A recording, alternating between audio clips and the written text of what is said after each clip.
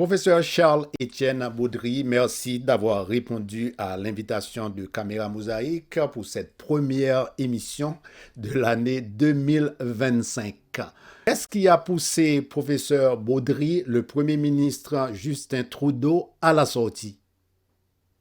Il est arrivé quelque chose pendant le mois de décembre.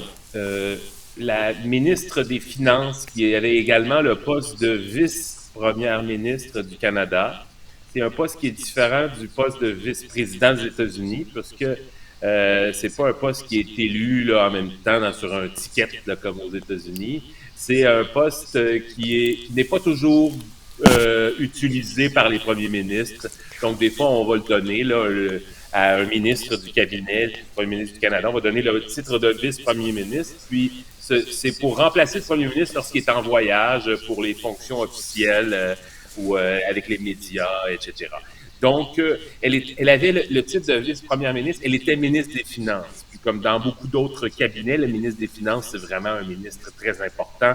C'est lui qui dirige là, le Conseil du Trésor. C'est lui qui organise le budget chaque année et puis qui fait les prévisions là, des dépenses et des revenus de l'État. Mais dans le parlementarisme britannique de style Westminster, le ministre des Finances joue un rôle très, très déterminant. Donc, c'est comme ça à Londres aussi. C'est comme ça au Canada.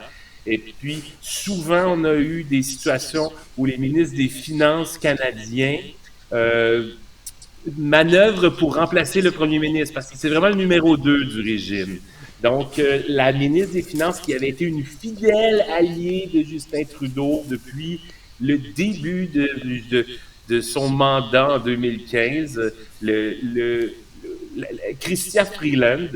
Chrystia Freeland, qui était une chercheuse universitaire, un peu comme moi, avant de se lancer en politique avec Justin Trudeau vers 2013-2014, pour être élue en 2015. Elle avait écrit un livre très intéressant qui s'appelait La plutocratie, la richesse de très peu, et puis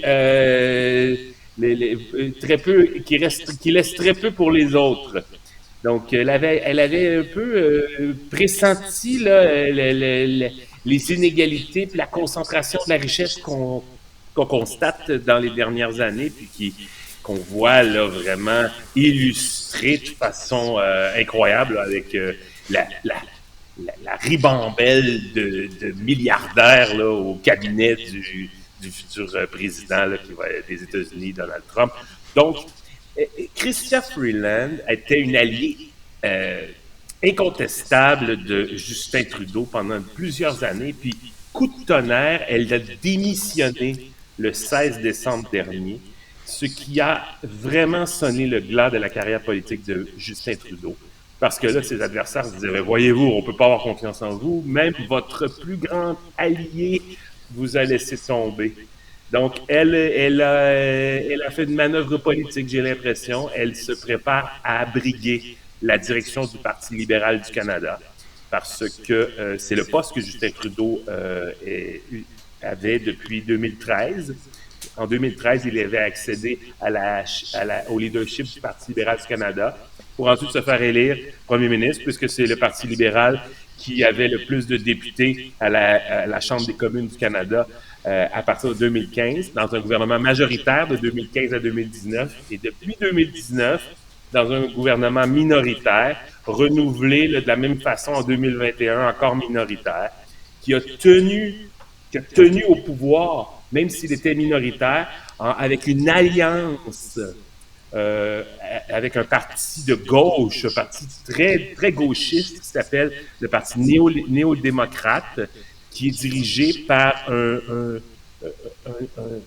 personne de confession sikh, donc avec des origines en Inde, Jagmeet Singh, qui dirige le Parti néo-démocrate, le NPD qu'on appelle au Canada, qui a soutenu Justin Trudeau depuis 2021 en demandant qu'il mette en œuvre, qu'il adopte des programmes de soins dentaires, entre autres.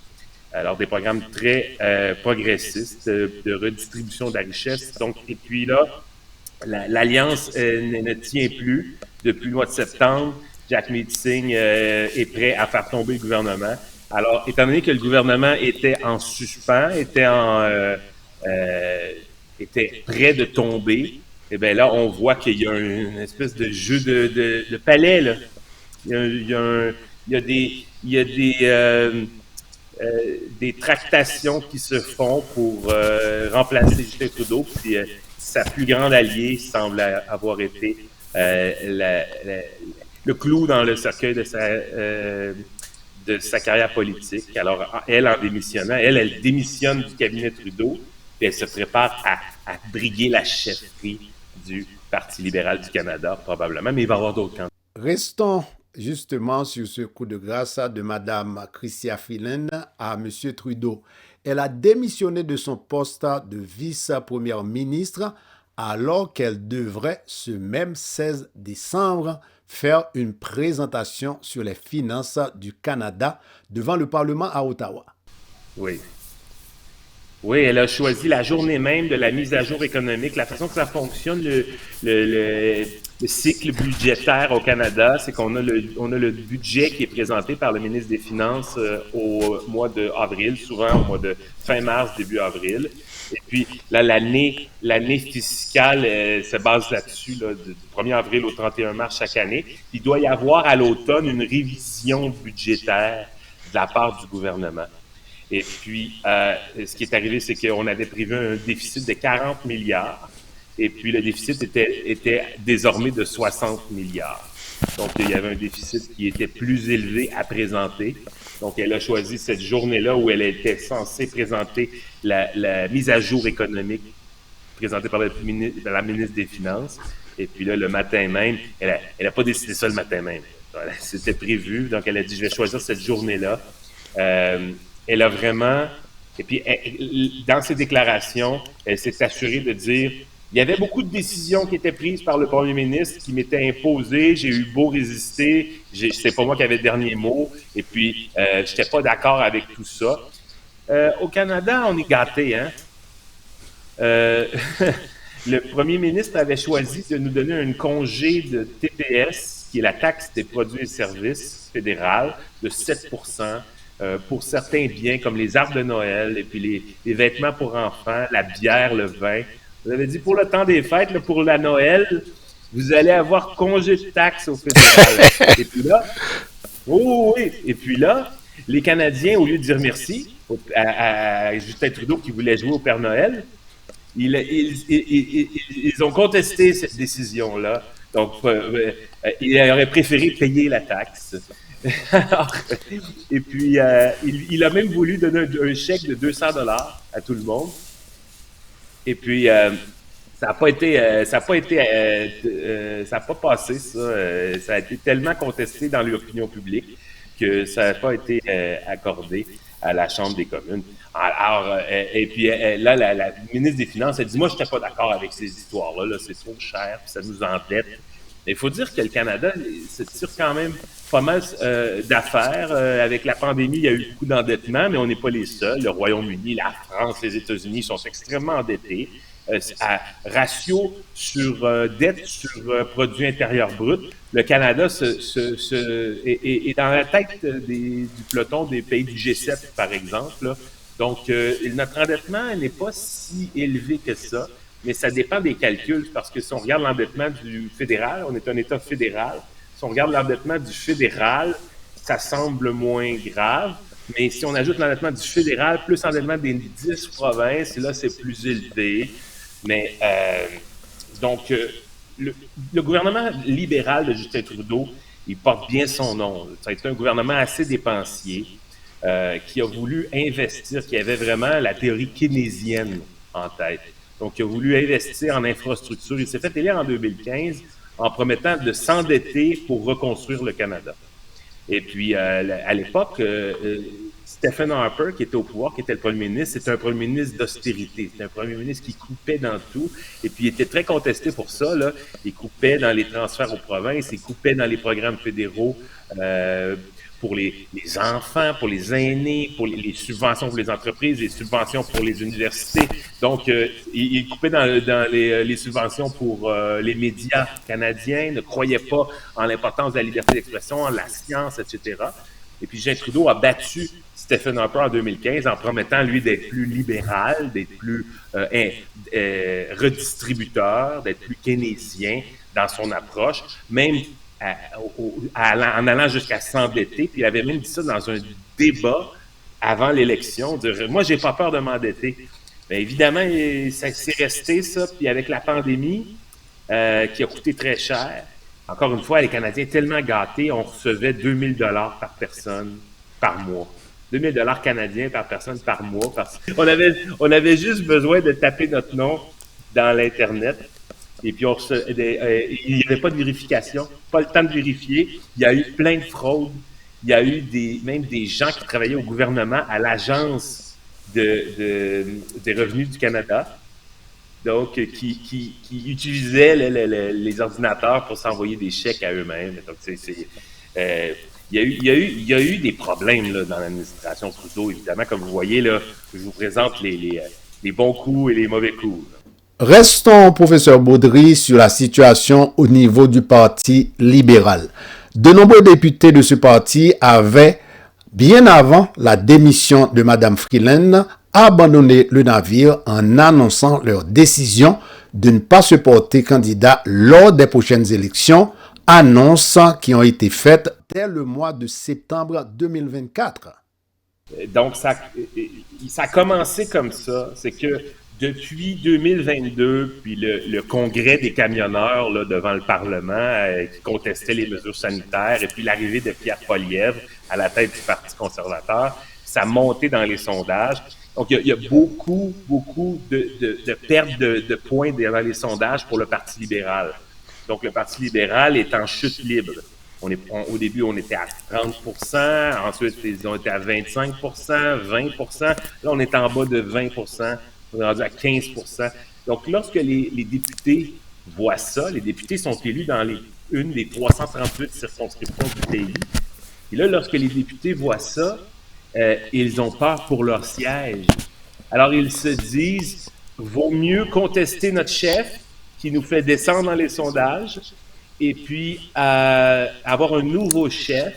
Et peut-être que là, la remontée dans les sondages, si elle remonte à 25, 30%, ça va sauver notre siège. Les gens qui sont dans des luttes serrées vont dire « Ah, moi, j'ai peut-être une chance de gagner si on a un nouveau chef qui remonte. » Il y a quand même en politique, il y a des calculs comme ça, un peu machiavéliques.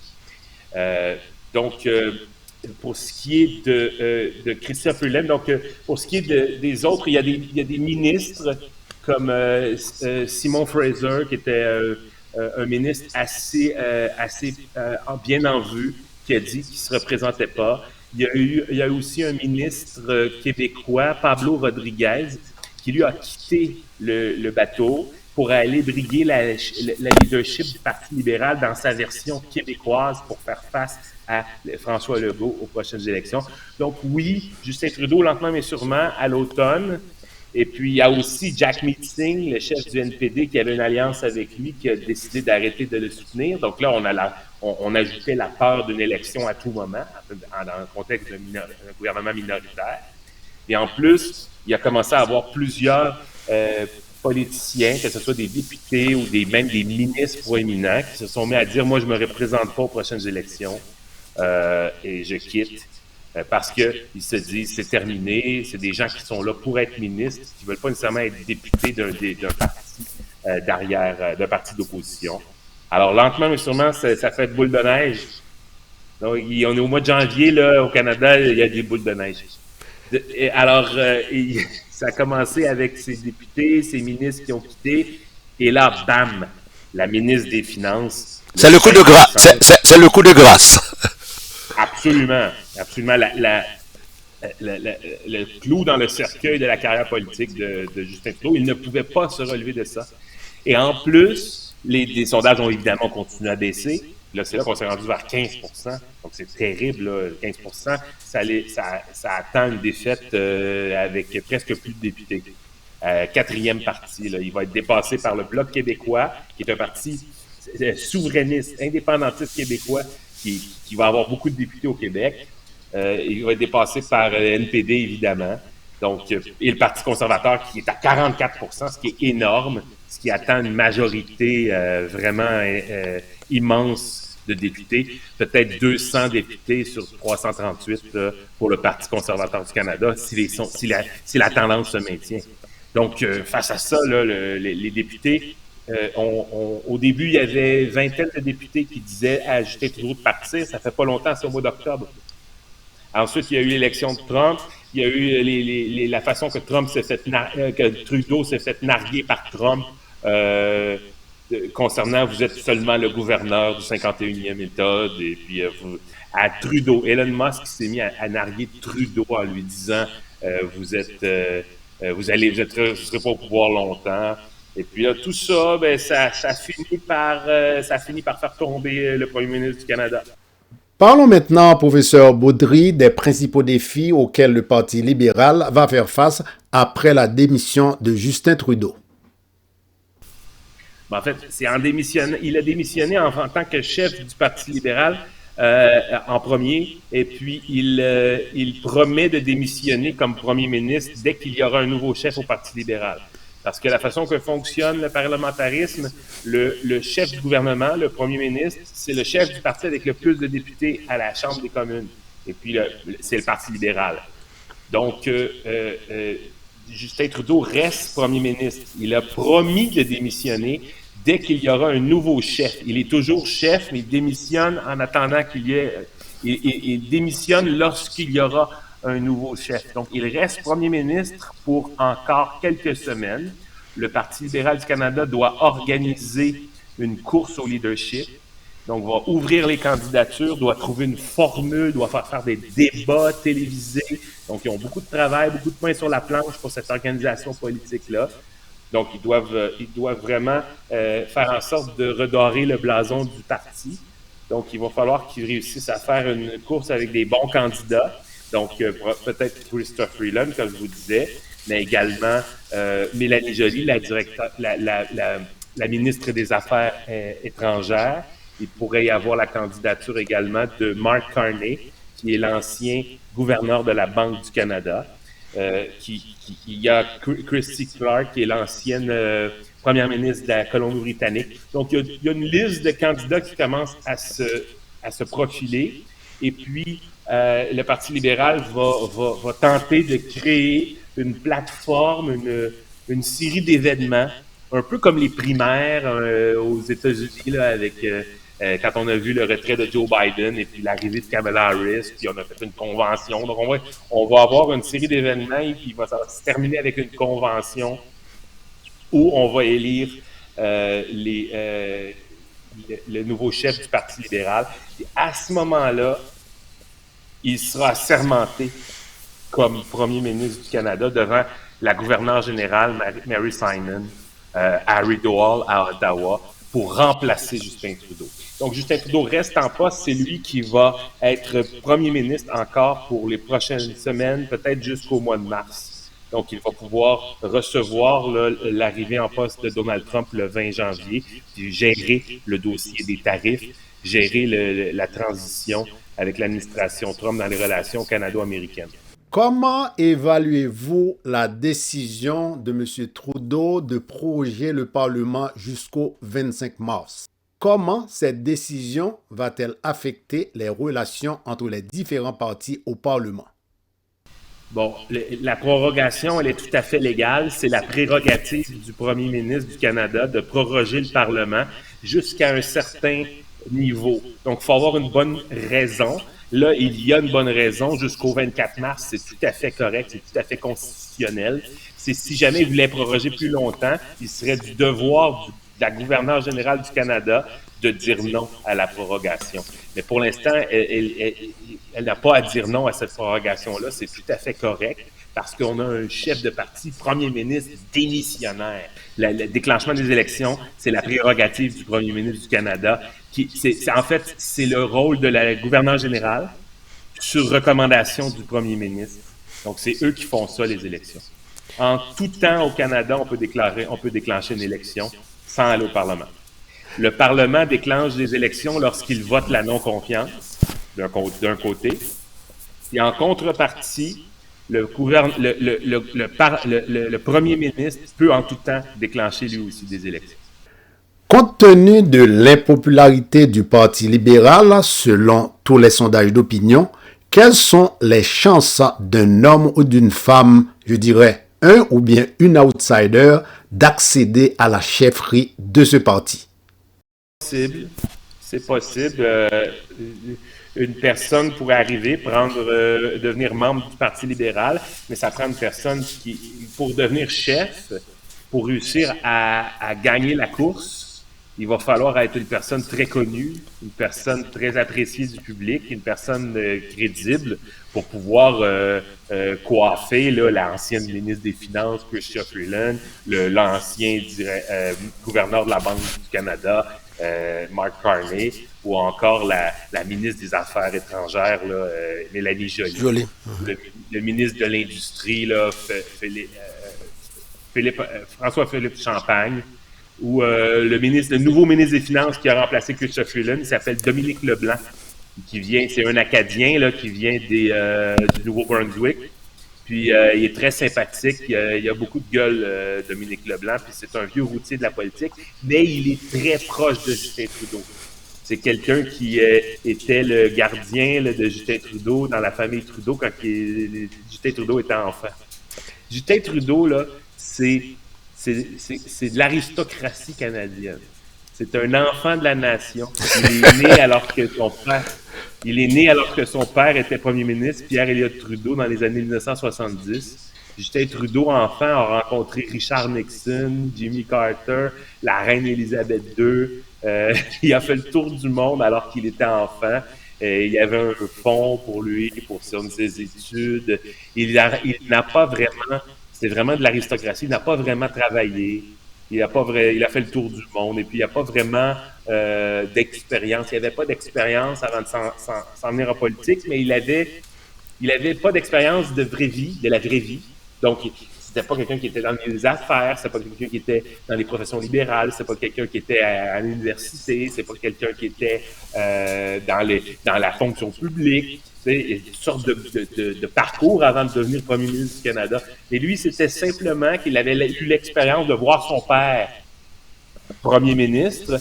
Donc, c'était vraiment ça, son expérience, en connaissance des choses. Il connaissait beaucoup le monde, il était très ouvert sur sur des idées progressistes. Il avait une grande sensibilité. Là, je parle comme s'il était mort, là, il n'est pas mort, là, mais il a une grande sensibilité aux affaires sociales qui viennent de ses voyages et puis qui viennent de son père, qui viennent pas de...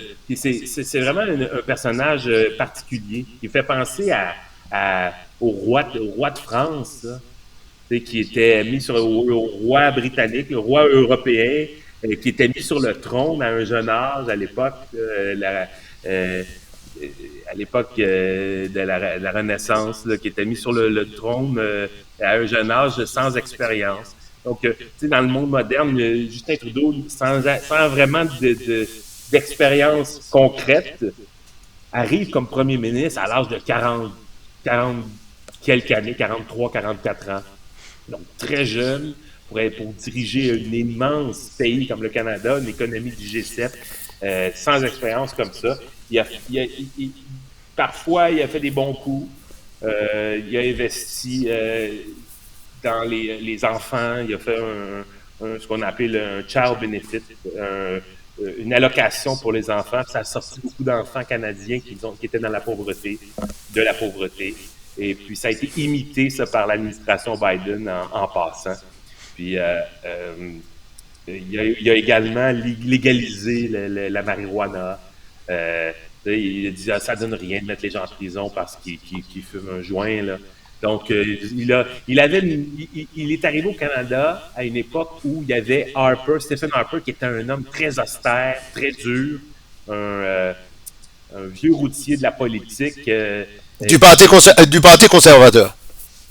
Oui, et Pierre Poilievre, c'est le dauphin de Stephen Harper. Donc, l'arrivée de Pierre Poilievre, son attaque frontale à Justin Trudeau, puis sa tentative de le remplacer comme premier ministre, c'est la revanche de Stephen Harper qui a été battu par Justin Trudeau, puis sa jeunesse, puis sa fougue. Il est arrivé là comme candidat contre Stephen Harper, puis il était jeune, puis il était énergique. Et puis il promettait toutes sortes de choses, puis il plaisait aux femmes, puis il était joyeux. Puis il est arrivé, puis il a dit c'est des jours ensoleillés maintenant. Avant ça, c'était ennuagé, c'était gris avec l'ancien premier ministre. Puis là, l'ancien premier ministre Stephen Harper, c'est comme je vous dis, c'est un homme dur. Alors, il a préparé la revanche, puis il a envoyé son dauphin. C'est du jeu. On est vraiment là, c'est beau. C'est des intrigues shakespeariennes qu'on vit au Canada. On est une colonie britannique, et puis on a cette tradition-là d'aristocratie, d'intrigue, de palais, de château. Professeur Baudry, pouvez-vous maintenant analyser pour nous les implications majeures de la démission de M. Trudeau sur le plan national et à l'international, notamment dans la gestion des relations avec les États-Unis sous la présidence de Donald Trump? Donc, Justin Trudeau reste premier ministre pour l'entrée en fonction de Donald Trump le 20 janvier bientôt. Et puis, il restera premier ministre jusqu'à la nomination du nouveau chef du Parti libéral qui va prendre sa place comme premier ministre. Et là, rapidement, il va y avoir des élections au Canada. Donc, les relations avec les États-Unis vont être un peu mises en pause. Ça va être l'administration publique, là, les fonctionnaires de l'État qui vont faire les relations. On va falloir dire aux Américains, il va falloir faire comprendre à l'administration Trump que là, nous, on a le droit de faire des élections, puis on a le droit de prendre le temps d'élire notre chef. Et puis là, peut-être qu'on va avoir un argument pour lui dire, vous pouvez pas mettre vos tarifs en pause, là, puis votre guerre commerciale en pause, là, le temps qu'on élise notre nouveau chef de gouvernement, puis après ça, vous ferez affaire avec lui. Donc, le nouveau chef du Parti libéral, le nouveau premier ministre, là, ou la nouvelle premier ministre, admettons que c'est Chrystia Freeland, elle ne sera pas premier ministre longtemps. Parce que, à moins qu'elle gagne l'élection, là, ce qui est très peu probable. Donc, voyez-vous un peu le topo? On arrive au 24 mars avec une nouvelle première ministre qui, va commencer à négocier avec les États-Unis, mais les États-Unis sauront bien qu'elle est en suspens, là, elle est en intérim. Donc, je ne sais pas comment ça va se passer. Il y a beaucoup de nervosité, comme l'autre fois, on parlait là, de la panique avec les menaces de tarifs. Et là, le premier ministre de l'Ontario, Doug Ford, je pense que c'est lui qui va être notre représentant. L'Ontario, c'est quand même la plus grande économie. C'est toute une économie, l'Ontario, au Canada, là. C'est une économie qui est comparable à la Hongrie, qui est comparable à un pays d'Europe, là.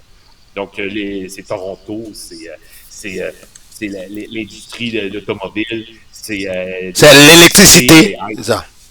Hydro Ontario, c'est pas aussi gros que Hydro-Québec, mais c'est fort. Il y a beaucoup de ressources naturelles, il y a beaucoup d'industries, il y a beaucoup d'usines dans l'Ontario.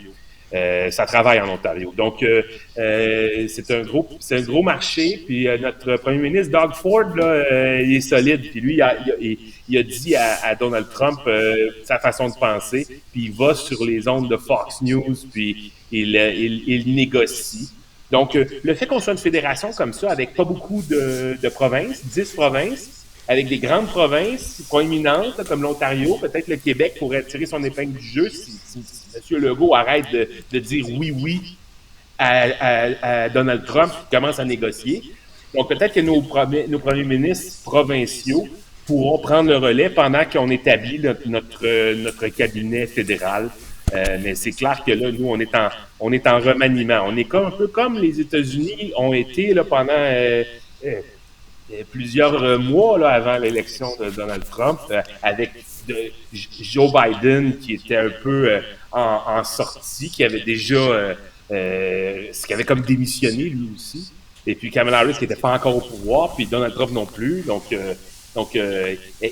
j'espère qu'il va y avoir moyen de se parler avec l'administration Trump. Puis je pense qu'il y a eu des nouvelles visites qui ont été faites à Mar-a-Lago par justement Dominique Leblanc, le nouveau ministre des Finances, et puis Mélanie Joly, qui a de quoi plaire à Donald Trump, notre ministre des Affaires étrangères, qui pourrait être une excellente candidate, qui est une avocate en droit international. Oui, elle avait été candidate à la mairie de Montréal, et elle avait perdu. Alors, elle s'était faite remarquer à ce moment-là, et puis elle était rentrée dans l'équipe de Justin Trudeau. Depuis ce temps-là, elle travaille fort. C'est elle qui pilote présentement les relations du Canada avec l'Ukraine et avec Israël. Et en parallèle, les relations du Canada à l'international, de multilatéralisme avec les Nations Unies ou encore l'aide aux réfugiés, des réfugiés palestiniens. Puis, donc, c'est complexe. La position du Canada est toujours très complexe parce qu'on est à la fois un leader économique qui joue dans la cour des grands, puis en même temps, on bénéficie beaucoup de notre réputation, puis on est un aidant à l'international. On s'investit beaucoup dans l'accueil des réfugiés, dans, comme je vous disais, le développement international en Afrique, au Moyen-Orient, etc. Vous suivez Caméra Mosaïque sur MCTV, diffusée sur plusieurs chaînes publiques ici dans l'État du Massachusetts. C'est la première édition de l'année 2025. Nous parlons bien sûr de la démission au début de cette année, le 6 janvier dernier, de M. Justin Trudeau comme Premier ministre du Canada. Notre invité est M. Charles-Étienne Baudry, professeur à l'Université d'Ottawa au Canada. Parlons maintenant, professeur Baudry, de l'héritage de Justin Trudeau sur le plan national et sur la scène internationale. Ah, je pensais l'héritage, je me disais, ça va aller à ses enfants, selon moi. À l'international, l'héritage de Justin Trudeau, ça a été de diriger une vision du monde progressiste. Parce que le Parti libéral du Canada, il a été longtemps dirigé par des dirigeants centristes, puis même des dirigeants de centre-droite, même s'il y avait le nom Parti libéral. Et puis, Justin Trudeau, il est arrivé avec des politiques très progressistes. Il a défendu la place des femmes, l'égalité avec les femmes. Il a défendu le droit des personnes transgenres, le droit des personnes homosexuelles. Il a défendu le respect de certaines valeurs canadiennes. Il les a fait rayonner sur la scène internationale dans l'organisation des sommets de G7, G20, dans les négociations avec les dirigeants. Dans la position du Canada, le Canada a pris une position très ferme par rapport à l'Ukraine, puis de soutien inconditionnel. Donc, je pense que c'est ce qui restera c'est ce qui sera l'héritage de Justin Trudeau. Comment alors expliquer son impopularité au sein du Parti libéral, professeur Baudry? Mais il est impopulaire au sein de la population canadienne, comme beaucoup d'autres dirigeants actuellement, comme Emmanuel Macron en France, ou encore même d'autres de droite, là, comme Boris Johnson, suite au Royaume-Uni. Suite à la pandémie, il y a des contractions de l'économie, il y a de l'inflation. Donc, les gens, lorsqu'ils ont des difficultés, au Canada, depuis 10 ans, est-ce que c'est à la faute à Justin Trudeau si les salaires ont stagné, mais que le coût de la vie a doublé? Donc, on ne sait pas, est-ce que c'est la faute à Justin Trudeau ou c'est simplement la conjoncture internationale? La pandémie, la guerre en Ukraine, les problèmes à Gaza. Ça, là, ça crée des perturbations sur les chaînes d'approvisionnement, ça crée des perturbations dans le commerce international, ça crée des perturbations économiques qui ont fait en sorte de faire augmenter le prix des biens, le prix des denrées. Donc, le prix des logements au Canada est astronomique. Ça coûte extrêmement cher de se loger au Canada, alors que les salaires n'ont pas vraiment augmenté. Donc, il y a une grogne de la part des citoyens dans le monde, dans les pays à revenus élevés. Là. Dans les pays à revenus élevés, comme le Canada, la France, le Royaume-Uni, il y a beaucoup de grogne. Et puis, ça se répercute évidemment sur les dirigeants. Puis les députés, comme je vous expliquais, les députés du Parti libéral, ils veulent garder leur siège, donc ils veulent tenter leur chance avec un nouveau chef. Mais, professeur Baudry, est-ce qu'une telle attitude ne risque pas d'aider les idées d'une droite plus radicale à gagner du terrain? C'est exactement ce qui est en train de se passer. Le Parti conservateur a été, un peu comme le Parti républicain aux États-Unis, le Parti conservateur a été pris d'assaut par sa frange radicale canadienne. C'est suite à, vous vous souvenez, là, le convoi des camionneurs devant le Parlement en 2022? À Ottawa, c'est ça. À Ottawa, oui, pour contester les mesures sanitaires qui étaient au Canada comme ailleurs, là, imposées pour protéger les gens du virus. Il y a eu une prise de contrôle du Parti conservateur par la droite radicale. Je ne veux pas appeler ça de l'extrême droite, mais le Pierre Poilievre, c'est pas un dirigeant de centre-droit. C'est un dirigeant de droite radicale. On pourrait le comparer à Ted Cruz aux États-Unis. C'est un style comme ça. C'est quelqu'un qui va sur les podcasts de Jordan Peterson. Wow. C'est quelqu'un qui est acclamé par Tucker Carlson, qui est acclamé par Joe Rogan, par Alex Jones. Alex Jones adore Pierre Poilievre, puis Pierre Poilievre dénonce pas Alex Jones. D'ailleurs, Justin Trudeau avait essayé de jouer cette carte-là dans la Chambre des communes. Je le comparerais peut-être même à un leader comme Jordan Bardella, le leader du Rassemblement national. Le Front national, c'est un peu normalisé, c'est dédiabolisé, mais le Parti conservateur du Canada, il s'est radicalisé parce qu'il y a eu une course à l'interne après les camionneurs entre Jean Charest, l'ancien premier ministre du Québec, et puis Pierre Poilievre.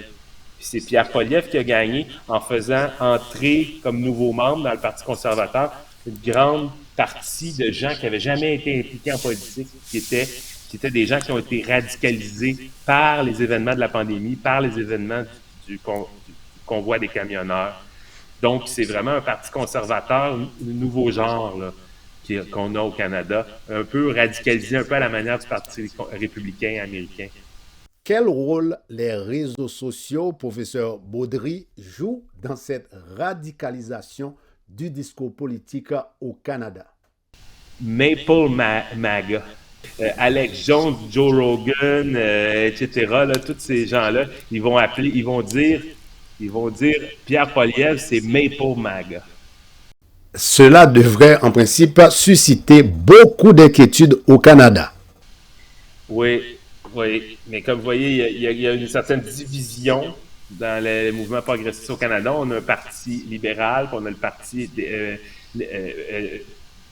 néo-démocrate. Ça devrait inquiéter les Canadiens, mais on dirait que les Canadiens sont moins attentifs à la politique en raison des réseaux sociaux et de la fragmentation. C'est plus comme l'époque où on était devant notre télévision à 18h, puis tout le monde recevait la même information. Donc, il y a des chambres d'écho, puis c'est difficile de percoler dans l'opinion publique, puis de faire comprendre les enjeux. Puis là, les gens, il y a eu comme un mouvement de détestation envers Justin Trudeau. Et puis le leader, Jack Meeting, comme je vous disais, il porte le turban. Puis il provient là, de la communauté sikh. Et puis il y a plusieurs Canadiens qui ont de la difficulté à accepter ça, là, le fait qu'il ne soit pas d'origine canadienne, il y a une espèce de sentiment anti-immigration. C'est pas simple, là. Il y a une peur de perte d'identité. C'est la même chose en Europe, c'est la même chose aux États-Unis. Et là, le problème, c'est que ces leaders de droite radicale-là, ils utilisent la xénophobie.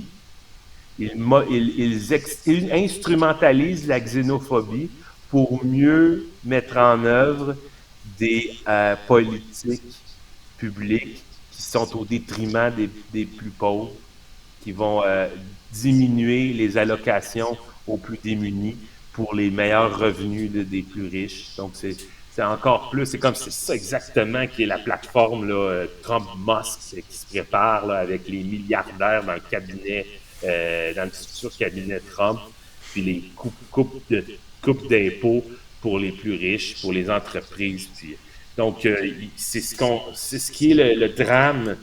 Il y a un livre qui a été écrit il y a quelques années, je me souviens plus de l'auteur, mais le livre, il s'appelait « Pourquoi les pauvres votent à droite ». C'est justement ce qui vient de se passer lors des récentes élections américaines le 6 novembre dernier. Ben oui. Là, les gens vont se faire couper les aides avec Medicare aux États-Unis. C'est ce qui est promis par l'administration Trump, Obamacare, puis même Medicare lui-même.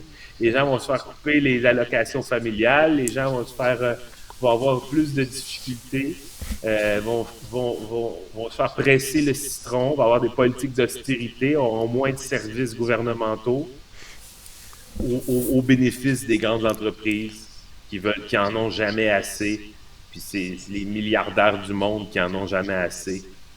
Donc, c'est l'oligarchie, c'est le principe, là, je ne sais pas si vous vous souvenez d'avoir lu la République de Platon. Socrate, il discute, là, puis il explique que les régimes politiques passent de l'aristocratie à l'oligarchie. Et puis après ça, si ça continue, la dérive, c'est la tyrannie. Parce que là, l'aristocratie, lorsqu'elle devient oligarchique, c'est que l'argent, c'est l'argent qui mène. Puis là, c'est un groupe qui tasse l'excellence de l'aristocratie là, et puis qui contrôle l'argent. Et puis là, on est à la croisée des chemins. Soit le peuple reprend le pouvoir avec une révolution pour faire tomber les oligarques, soit les oligarques se battent entre eux, puis il va y avoir un tyran qui va rester. Puis là, on tombe dans la dictature, la tyrannie. Ou la démocratie reprend ses droits, et puis là, on peut respirer davantage. Et quand il faut ajouter à tout ce que vous venez de décrire, professeur Baudry, le contrôle des puissants moyens de communication à l'échelle planétaire par cette oligarchie. C'est ça, c'est que là, la donne, c'est qu'à l'époque, on visualisait une cité grecque seulement. Ensuite, il y a eu les cités-États du Moyen-Âge. Ensuite, il y a eu les premiers États de type westphalien, où il y avait il y avait des frontières, il y avait une intériorité au régime politique, alors qu'aujourd'hui, la joute politique est internationalisée, elle est mondialisée. C'est la mondialisation. Donc, on est carrément là, dans une joute politique où il y a une dérive de régime politique de type oligarchique, tout à fait, et puis à tendance tyrannique. On peut dire que là, on a une tyrannie en Russie, puis on a une tyrannie en Chine, et puis on a d'autres régimes oligarchiques qui commencent à se demander si on n'aura pas une tyrannie bientôt. Donc, c'est de plus en plus inquiétant. Puis j'espère qu'on va réussir à communiquer. Donc, c'est pour ça, moi, que je fais la rencontre avec vous. J'ai accepté une dizaine de rencontres depuis hier. République tchèque, France, États-Unis, plusieurs à Ottawa. Donc, tout ce que je peux faire en français et en anglais. Donc, j'accepte de parler un peu partout pour essayer de dire hey, attention à ce qu'on fait. C'est pas une bonne idée de donner les clés parlait du palais, du château, mais c'est pas une bonne idée de donner tous les clés du château, tout le trousseau de clés du château à une bande de truands. Pour faire un petit commentaire, professeur Baudry, sur la qualité des émissions de télévision au Canada, je les trouve vraiment moins partisanes, comme c'est le cas ici aux États-Unis. Vous avez un bon point. Si vous écoutez Radio-Canada, vous allez avoir une qualité, parce que c'est une société d'État. Et puis, c'est une société d'État qui est encensée par Reporters sans frontières comme étant d'une grande rigueur journalistique. Mais savez-vous qui est-ce qui est dans la plateforme de Pierre Poilievre? Définancer Radio-Canada. Canada, ah bon? Parce que c'est une société d'État financée par l'État. Mais même si elle est financée par une enveloppe budgétaire gouvernementale, on lui laisse son indépendance journalistique complètement. C'est ce qui fait la qualité de l'information de Radio-Canada. Donc, elle est pas influencée par les fluctuations du marché, par la publicité, par des donateurs, etc. Elle est libre parce qu'elle est financée par l'État. Puis en même temps, l'État a eu jusqu'à maintenant au Canada l'intelligence de lui laisser son indépendance journalistique. Mais là, Pierre Poilievre veut définancer. Puis là, pour mieux pouvoir dire, là, pour peut-être mieux contrôler le média d'État en lui enlevant son financement puis en lui redonnant au compte-gouttes. Donc, c'est dans son programme, c'est depuis le début que Pierre Poilievre dit, moi, je veux définancer Radio-Canada. Donc, c'est des choses clairement inquiétantes dans son programme, puis dans sa ressemblance, comme je vous disais, c'est Maple MAGA. Donc, c'est ce qui me fait dire ça. Ensuite, le problème, c'est que très peu de gens, de moins en moins de gens sont devant la télévision, de moins en moins de... donc, avant Radio, quand tout le monde écoutait ça, c'est juste que quand j'étais jeune, ça fait pas si longtemps là, que j'étais jeune. Le téléjournal, le journal qu'on recevait à la maison, tout le monde écoutait la même chose, tout le monde avait une information de qualité. Maintenant, les codes d'écoute sont beaucoup diminués, c'est des gens âgés qui écoutent ça encore. Les jeunes, et puis les gens, même les gens en général, la population active, est collée sur les réseaux sociaux, sur le smartphone, et puis utilise simplement. Puis c'est ce que j'aime de votre plateforme, Caméra Mosaïque. Vous avez une plateforme de qualité sur Internet. Donc, c'est pour ça que je participe à ça, que je participe à d'autres, pour réussir à faire grandir l'information de qualité dans la jungle de l'information numérique. Les universités chez vous proposent aux médias leurs enseignants et leurs chercheurs pour commenter l'actualité au quotidien. Est-ce que vous pensez que cette démarche peut aider à faire comprendre les grands enjeux, les grands défis de ce 21e siècle? Tout travail de qualité qui fait la promotion de la démocratie au sens large. Donc, pas seulement le vote, tout ce qui se passe entre deux votes, la liberté d'expression, la liberté de presse, la redistribution de la richesse, le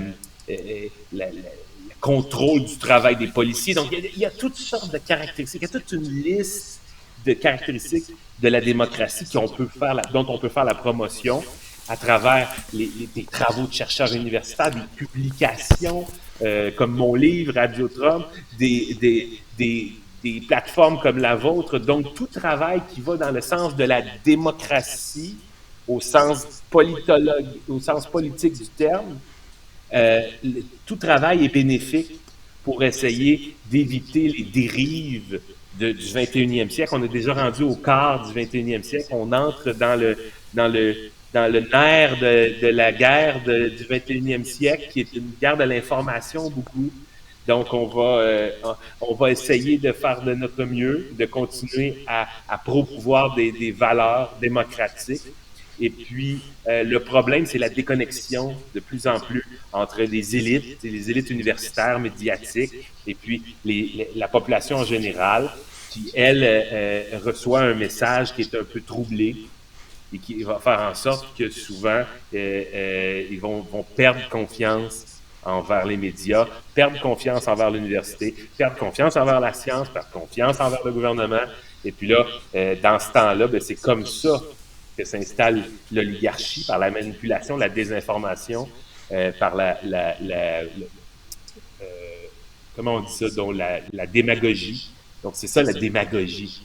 La démagogie, ça va à l'encontre de la pédagogie, ça va à l'encontre de la démocratie. Donc démagogie, c'est à l'encontre de la démocratie.